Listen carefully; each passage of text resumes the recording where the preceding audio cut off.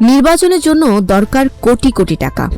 না, ডক্টর তসনিম যারা প্রমাণ করলেন সাধারণ মানুষের ভালোবাসাই বড় শক্তি।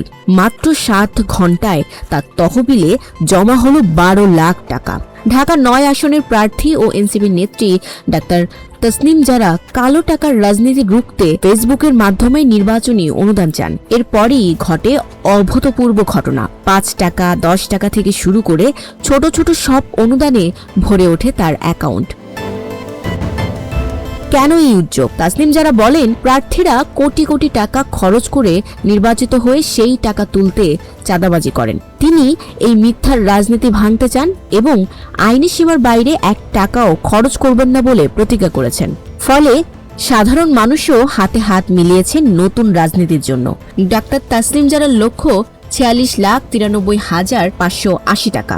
ইতিমধ্যে 5.26 লক্ষ টাকা সংগ্রহ করা হয়েছে। লক্ষ্য পূর্ণ হলেই ফান্ড রেজিং বন্ধ হবে। প্রতিটা টাকার হিসাব স্বচ্ছভাবে প্রকাশ করা হবে।